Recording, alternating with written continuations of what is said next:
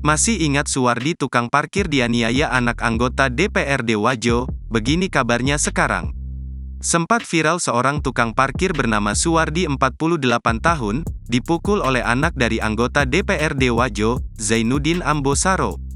Peristiwa penganiayaan itu diketahui terjadi di Jalan Andi Pagaru, Kelurahan Tedaopu, Kecamatan Tempe, Kabupaten Wajo, pada Senin, tanggal 30 Januari tahun 2023. Tersangka yang bernama Aan Wijaya Saputra menyampaikan jika awalnya ia hendak ke pesta pernikahan salah satu kerabat. Karena melihat tempat parkir di gedung tersebut penuh, ia berinisiatif untuk memarkir di depan toko MRDIY. Namun tukang parkir itu disebutkan sempat mengeluarkan kata-kata kasar seolah melarang pelaku memarkir kendaraannya di depan toko. Tak lama kemudian, saat korban membantu mobil pengunjung toko, tiba-tiba pelaku datang dan langsung menganiaya korban.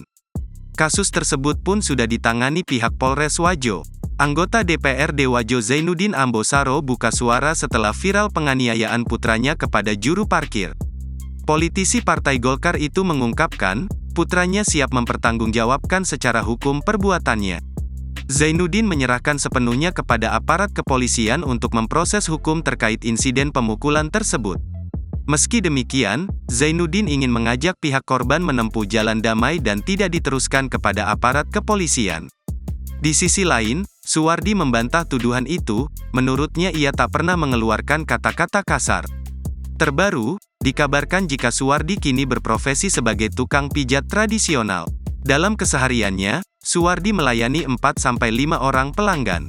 Lebih lanjut, ia mengaku pernah berguru dengan salah satu tetangganya. Suwardi mengaku selain belajar dari tetangganya, ia juga belajar dari YouTube. Adapun tarif yang dikenakan bagi pelanggan untuk pijat tradisional ini beragam, mulai dari Rp50.000 sampai Rp100.000. Download Tribun X sekarang, menghadirkan lokal menjadi Indonesia.